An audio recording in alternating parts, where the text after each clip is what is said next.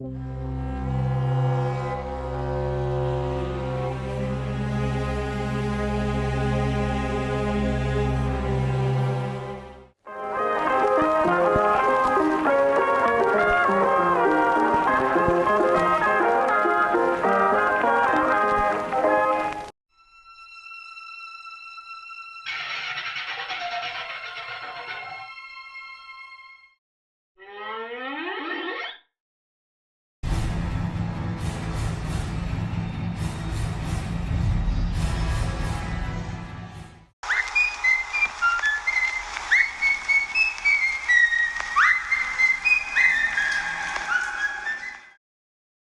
enthusiasts, the first minute or two of this interview are going to be dubbed over on my end because my mic was off for the first minute. So enjoy me dubbing over my footage.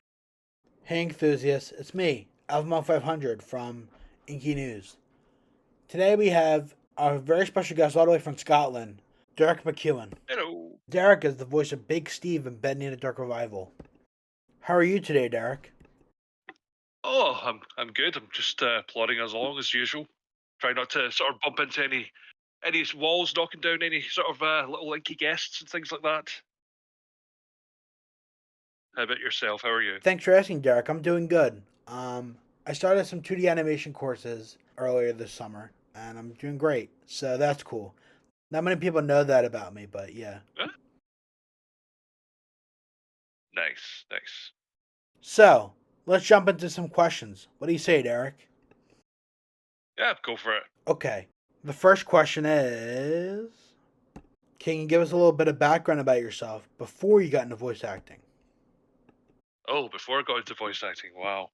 I'm quite old, so that could take a while, but I'll go through the basics. I used to be a librarian, actually, very briefly. Worked on a lot of books, things like that. And then I got into acting. So I did some theatre work. I've done some television. I've done a couple of films, but they were mostly background parts, things like that. And I got kind of bored with that whole thing. And I just thought to myself, well, I like playing games. I like the sound of my own voice. So why not just put the two together? Mm-hmm. You know? So started going into the whole voice acting gig. Started off with the likes of Fiverr, just doing short things for people. Mm-hmm. Ended up doing audiobooks, and then it just kind of went from there. Nice. And then I'm gonna jump to the next question. Sorry. No, it's fine. Let's see. But yeah, that's very interesting because most people usually say like, I'm very like them. I would say like how like they start off, and each story here is like vastly different, which is amazing. Yeah, yeah. And then the I next question. always say if everyone was different, if everyone was the same, it'd be a really boring world. Exactly. Yeah. Words to live by. So the next question is: at what age did you discover your passion for voice acting or acting in general? If you are okay with saying that. Acting in general, I was about 14. Just went to a drama club with a friend who just said it's something to do. Why not try out? And I went, and I just loved doing it. So that was me. I was just hooked from then on. Actually met a famous actor once or twice before he was a famous actor back then. He's called David McDonald. You might know him as David Tennant, who attended one of the same drama classes that I went to. Oh, that's just cool. Twice. So that's my claim to knowing someone majorly famous. So yeah. But other than that, it's just it was literally just something to do at the weekend to begin with, and now it's something I love doing. So yeah.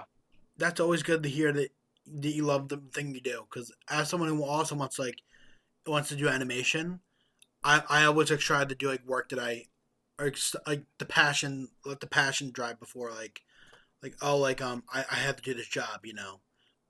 Oh Like, yeah. but like, of course that's important too. But like, you gotta like balance it too, which I love when people say that because you gotta balance it too, like your passion and your work, Oh yeah, definitely. and it helps a lot. Then there's that old saying: if you do something you enjoy, it doesn't feel like work at all. Exactly. And sometimes I get paid. I'm like, why did you pay me? That was fun. So Then, yeah. yeah. Question number 3. We got Mm-hmm. just so people can get some context of like outside of Bendy. What other voice acting roles have you played in the past? Like I said, I've done some audiobooks. So the problem is with the audiobooks is I actually suffer from ADHD, so sometimes I have trouble remembering certain things as well. Mm-hmm. It's context that sort of will come back to me, but it's, certain audiobooks I've done like which we call it, do you know the Timor games Uh, by Vidus? I think so. Yeah, I've done a few of those. I was actually in a couple of games called Defend the Highlands. I was the voice of every single Scotsman in that one Oh, cool. because the original guy who designed the game was Australian and tried to do his own Scottish accent. And I might have been a little bit cheeky when I made a video on them. I just went, yeah, you don't sound like you're Scottish at all. And he contacted me and says, could you do any better? And I was like, yes, I'm from Scotland. So, yeah. He's like, oh, here, have some money. I was like, thank you for that. I do a lot of voices that I don't get noticed for because I don't feel that I've done enough to actually have my name in the credits. So I do a lot of voices like this. You see, Oh, I actually I was. I would have loved to have actually played Bendy, but the guy who got the role as Bendy was amazing at it. So, yeah, Sean but yeah, Kersden. but I mean, yeah, he's fantastic. But I did voices like that for, I got lots of Dungeons and Dragons players who want me to do voiceovers for their tabletop games. Mm-hmm. I've also been in, God, what's it called? Not Little Nightmares. It was another one. Do you know what? That will come back to me, and I will get back to you with that one. Um, but no, it's been like so many games that I can't remember every single one I've been in. Yeah. But I mean, I do get to sort of extend my range a little bit. Although for some reason, if anyone has a fantasy game out there, I tend to be chosen to be a dwarf, which is insane because I'm 6'7". Oh, geez. Yeah, so it's always like, can you be a dwarf? Why? Because he's their voice. Oh right, yeah, never mind. when All dwarfs are Scottish. when you mentioned how you have ADHD, I related that heavily because I have ADHD as well. So Mm-hmm. so I'm glad that like you mentioned like the like not glad but like I'm glad somebody else has has like a very similar like experience I have like things flying all Yeah. over the place in your mind. Oh, tell me about it. Especially when you're trying to remember one thing about something, Mm-hmm. and it's like 100 different things coming to your head at the same time. Exactly. But in the same respect, that actually helps with the voice acting because there's so many sort of like ideas going through my head at the one time. But then when it comes to voice acting, you have a script in front of you, and it's just Mm-hmm. black and white, and you can just relax and do it. Yeah. So I think I prefer to actual acting because actual acting you can mess up so many lines Yeah. because you don't have that script in front of you. But I also like the freedom you get sometimes with voice acting as well. It's always like, well, your accent's different from most people, so if you want to change up anything, just do it and just write a little note in the script and let us know. Especially when people try to write Scottish, they never get it right. Well, at least I have you to help, right? Mm. So then we. So, Oops, sorry. Good. so sorry to give you an example. Meatly, when he contacted me, actually the name of the character wasn't Steve McGregor, it was Steve McDonald. Oh. And the problem with Steve McDonald is there's a character in a soap in the UK called Steve McDonald, and he could have got into trouble for that. I was like, yeah, you can't call him Steve McDonald. That guy's a wimp. That's interesting. Yeah. Because I always thought like you had a very similar name, like a very similar name. That's interesting. Hmm. So like that's interesting that you told me that hey you got to change this. That's very interesting. Yeah. I love behind the scenes stuff like that. Hmm. It's always fun. It's Mm. always fun. And that's the thing. A good director will always take, or a good writer will always take any kind of like Yeah. constructive criticism to a point. You can't be cheeky with it. Mm-hmm. Yeah, of course. But if there's something there, it's like, yeah, Scottish people don't say that all the time. We don't say oh ha ha ha ha ha. Yeah. Like oh no. But with Meatley, just read that as you would normally. I was like, okay. Mm-hmm. So one take, I think it took. So that was good. Nice. That's impressive, actually. One take. I would have been like a million takes if I had like an audio log. Hey, Meatley, can you get me in there, please, for Bendy 3? Go for it, Meatley. So Questions are fun. Come on. Yeah, come on. Do it. I'm gonna jump around a couple questions on here. Mm-hmm. Okay. So we got okay. What other hobbies do you have outside of gaming? Or, I mean, outside of voice acting. I mean, my God. If you have any. Well, too many. That's again ADHD issue, isn't it? I'm currently hyperfixated on board games. Oh, cool. So I kind of started collecting board games at the beginning of the year, and I've got about 300 of them now. Oh, jeez. I keep finding awesome board games in charity shops. So like the Call of Cthulhu, Plague Incorporated, Pandemic, even the Bill and Ted board game, which I think actually my girlfriend, she got the board game actually. Bear with me. Where is it? Well, here's the expansion pack. Ooh. Oh, I love Bill and Ted. Such a good movie. Oh yeah, it really, really is. Alien stuff, fables, things like that. I mean, I could go on for hours and hours and hours and hours. So that's my sort of thing. Just I can't stop playing board games and collecting board games. I also play a lot of video games as well. Yeah. I do have a YouTube channel. Hardly anyone notices it because I'm not famous. So I'm lucky if I get 100 views sometimes. Oh, jeez. Yeah. But, I can relate to that. These videos don't do the best, but hey, I have fun doing them. So that's why you should do them. Do them for you before anyone else. I mean, fair enough if you get rich and famous and stuff, you can start going, right, I need to plan this out for other people. But while you've got the chance to do it for yourself, just do it for yourself. Have fun with it. Enjoy what you do. And I mean, especially with the likes of like the Bendy fandom and things like that.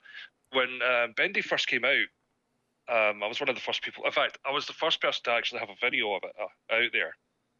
Oh, really? Yeah. Because I met Meatley through a guy called The Underfold. And we just started chatting away. He was like, hey, I'm going to be bringing out a horror game. Because I'd played these Meatley Makes previously. Oh, yeah. And he's like, do you want to try it out? Because you play horror games. I was like, yeah, sure. Had a shot of it. I was like, dude, you've got a major franchise in this. Keep it going. I said, whatever you do not forget you knew me before. Because I know what happens. I said, I've had friends who've got famous before and they completely forget you. I said, so don't forget me. So he hasn't forgotten me. That's good. He's just always busy now. So yeah, I remember the Meatley and Mike like years ago. I think it was like they were talking about like trying to figure out who made the first Bendy video, and I guess that was you. Yeah, because there was an interview that Mike had years ago. And there was a Russian guy actually put a video out an hour after me, and Mike thought it was him. Yeah. Yeah, but his video for some reason is gone now. I don't know what happened to it. That's crazy. It was you though. That's cool. Yeah. Oh God! So I remember. I mean, it was the very first time I played it. I was just like, I have no idea what I'm meant to be doing, and it was just a part where the Bendy cutout pops out from behind the corner. That got me. That's one thing.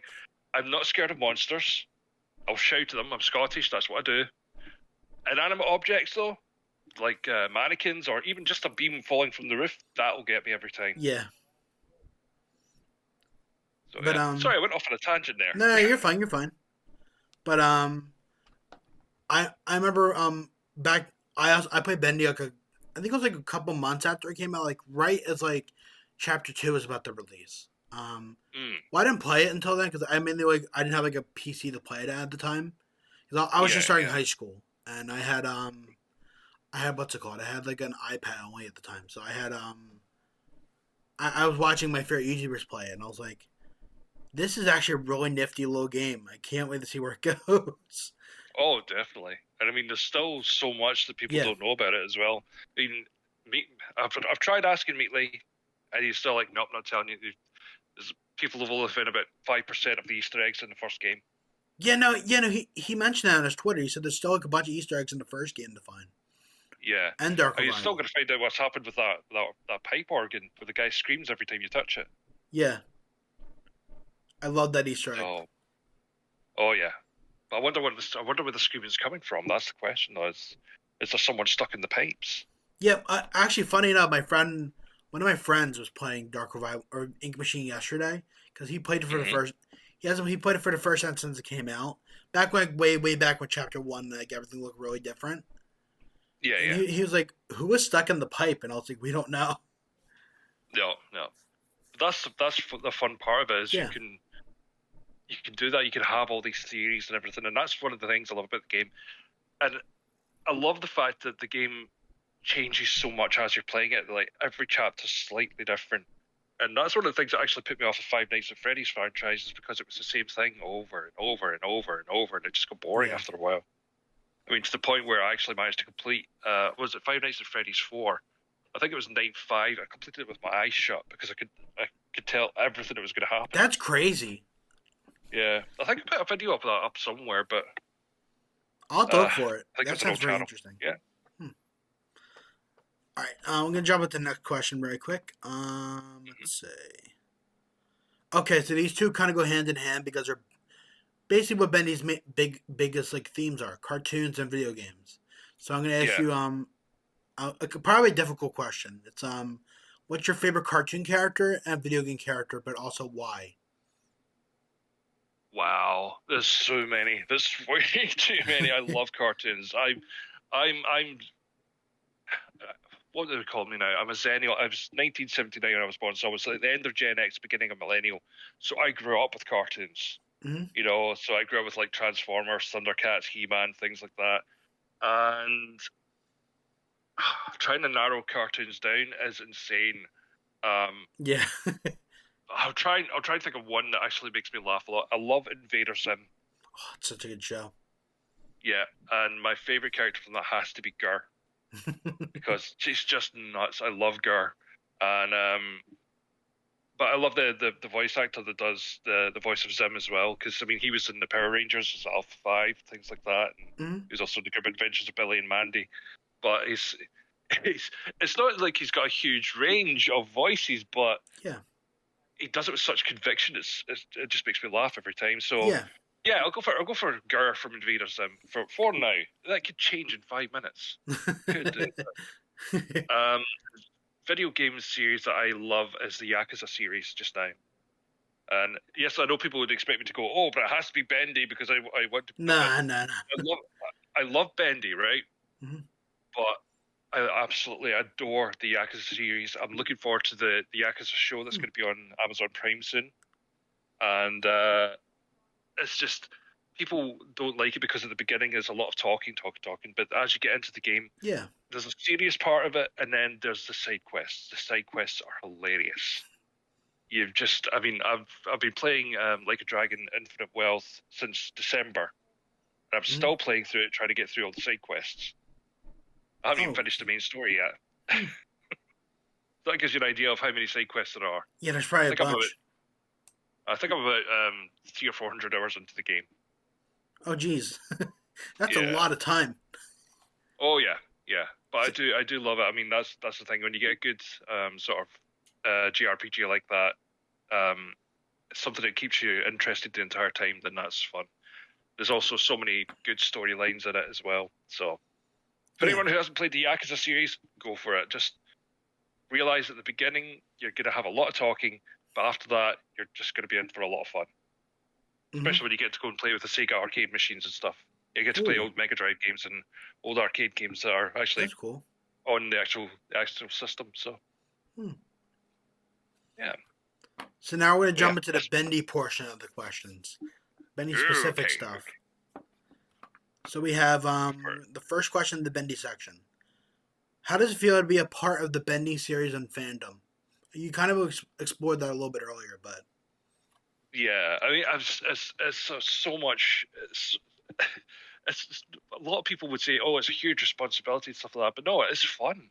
It's so much fun. I love it because But I don't know if you call this lucky. I'm lucky in the fact that I'm not massively famous and stuff like that. Like, like Jacksepticeye or anyone else that's been in the game, because like they get like when Meatley says who's your favorite character, it's always like, oh, it's Jacksepticeye's character, or it's Alice Angel, or it's this, that, and the other. And I'm just sitting in the background going, Steve, yeah, still alive, helped out in the end, did big roaring noises. It's like, but it's like I just enjoy the game. I don't really care about the like fame and things like that. I just love being part of something that makes people happy. That makes them That's the entertained. biggest thing at the end of the day. Oh, definitely. I mean, that's all I want out of it. My old philosophy used to be, if I can make one person smile, I've done a good job that day.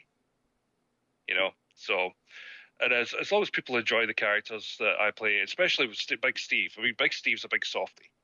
At heart, he's basically me. Big giant guys, like, just give him food and he'll leave you alone. He'll move out of the way and you can do what you like. Mm-hmm. You know. I think that might have stemmed from the time I said to Meatley, I says, if you ever hire me for I'll try one again. If you ever hire me as a voice actor, you just owe me a bar of dairy milk. That was it. So, but yeah. So, I mean, he's tall like me, and he's food oriented like me as well. But yeah, no, I do love being part of the fandom, and I do love being part of the game as well. And it's always cool because I've got little nephews. Well, they're not so little now, but when the game came out, they were little. I was like, Aww. your uncle's in a big video game, and it's like, oh my god! And so that was a lot of fun. It's a lot of cool stuff going on with that. So yeah, that's cool. You can like spread that to like your nephews, like that information. Like, hey, I'm in a big video game now. Look, and then you can show them that your voice is in there. Yeah. And it reminds me of what Lauren Singer said, like during her interview, that like her I think her nephew as well. Is your nephew or I think it was her nephew. That like he was the one who showed her what Bendy was, and then that's what made her reach out to, like the mean leader, asking like, hey, do you have any characters I can voice and stuff. That led to her voicing Alice Angel eventually. Yeah. Which is great. I mean, don't get me wrong. I'd love a bigger role. I would love a bigger role, but I'm happy with what I've got. You know, but I think that's just me being greedy though. So but no, I love the work that all the voice actors have done, and one of the other things I absolutely adored was the fact that even when the first chapter came out, people were making music for it as well, and that was so cool. It's just it was so quickly how it's insane how quickly it all sort of started happening. It literally blew up overnight. I mean, you go into the like comic shops now, and you've got like Bendy merchandise and everything like that. There's Bendy masks. I've actually got a box full of stuff from the Meatley that I got a couple of years back. Nice. With like some characters and stuff like that. I've just kept them all in the box, like collectibles. I'm gonna keep these forever. But it's just insane how much it blew up so quickly, and it's still going. And I hope he keeps it going. But I know he wants to do other things as well. But I get the feeling that Bendy's going to be his main go-to. Yeah. Forever and ever. But he did say that Bendy 3 is going to be the last major game, but yeah, Scott Cawthon said that about Five Nights at Freddy's 3. It's still going. It's VR and everything now. So I kind of had the Meatleys right about that though, because like because he said they're going to keep going with like spin-offs and stuff. I think he said. Yeah. I think that's the best way to go, personally. Yeah, and the movie as well. The movie should be good. I mean, when I found that out, I was jumping off the wall like a maniac. I was so excited. But from what I've been told, he wants to go for practical effects like they did in the 80s, which is awesome because, I mean, CGI is fine, but you can't beat a good practical effect. I mean, can you imagine the ink actually running down the walls? That'd be so cool. Yeah, I feel like Bendy in particular would like strive for like, practical sets. Yeah. I mean, use a bit of CGI to clean it up a bit, obviously, but I mean, I mean, even watching like the lurkers, even Sammy Lawrence, as a practical character. That'd I be mean, really cool. that would be, yeah, that'd be amazing. Just as long as they don't do what Minecraft have done, Yeah, no. leave Jack Black out of it. Okay, we don't need Jack Black. I like Jack Black is an amazing actor. Leave him out of it because he doesn't play characters anymore. He just plays himself. Yeah. He's like Sean Connery in that respect. It's like no matter what movie he was in, he was Sean Connery. The only thing I can really think of the last time he played a character was Bowser from like the Mario movie. Yeah, yeah. But even it was so, animated, so that was easier. yeah, even so, that was like kind of himself though, in a way. Oh yeah, definitely. But anyway, Okay, so back to Bendy. Let's see. Oh yeah. What was your favorite moment in Bendy and the Dark Revival? If you had to pick like one or two. and Bendy the Dark Revival, I'd actually have to say it's at the very, very beginning of the game. Surprisingly enough, there's two points. First one was the mirror. I wasn't expecting that. You look in the mirror a couple of times and you get a jump scare. And I didn't really see Bendy as a jump scare type of game, so I was not expecting it. But no, the whole meeting Wilson and thinking to myself, are you an idiot? This guy is creepy as hell. Do not walk about with him. And then having to walk about with him, and then it's like, Wilson, why have you done this to me? It's like, you didn't know that was going to happen? Seriously? It's like, but there's a lot of sort of cliche. I would call them cliche horror tropes that come into things, but it's not the fact they're cliche; it's how they're used. And it's like this character, this sort of nice young lady you get to play as at the beginning, all of a sudden getting dragged into this world that you know from the previous game, but she knows nothing about, and having to, explore as a new, through new eyes, through her eyes, and figuring out what's going on. It was just amazing to me. Yeah, it was so of good. Of course, finding Big Steve, but that's just. But no, those were my favorite bits. I mean, the getting into the story and then seeing it through this new pair of eyes. Because a lot of people, when you watch them doing let's plays and stuff, it's just like, let's play this game, let's get through it as quickly as possible. Whereas when I play a game, I want to play it for the first time, like with a completely fresh mind, going into it like, I am this character. This is happening to me right now. Yeah, that's the best way, in my opinion, to go about it too. Yeah, definitely. It's like, what would your thoughts be? What's the thoughts going through your head as you're in this and that? It was like, to be honest, my entire thought process would be, I'm going to hide in this locker and I'm not coming out ever. Next question is, we got some hypothetical questions. It's time to bring back the hypothetical questions. Yeah. How long do you think you would survive in the cycle that the game takes place in? We were kind of just talking about that, but for the first game, I'd probably run a lot more, but I would not have survived that drop in the first level. Where he falls down and all of a sudden like, I wonder what's going to happen next. I would have been, I think I've broken both my knees. So I would probably have been crawling around quite a lot after that. But I think I would probably have got to, as far as Sammy Lawrence tying me to the chair. If I managed to get that chair, I would have been after him, and he would probably have, the Ink Demon would have got me at that point, in reality. For the second game, I think the second Wilson got into the lift, I'd just have been out that build. I would have just ran for it. So yeah, I don't think I would have got very far. If I had to be pushed, I had to get into the actual sort of the Ink world. I think I would probably have, when you first get jumped by one of the butcher gang, when you're going up the ladder. I think he would have probably have just caught me then, because I wouldn't have known to run back without the little instructions at the bottom of the screen saying hide somewhere. He would have got me back then. So yeah, I wouldn't have survived very long. I'm tall, but I'm not a fighter. I got you. Let's help some of those options. If you can bring one item with you into the cycle, what would you bring? Could it be any item at all? Any item, yeah, anything. A weapon, a Um, piece of food, anything. Tipex, or I don't know if you call it that over there, whiteout.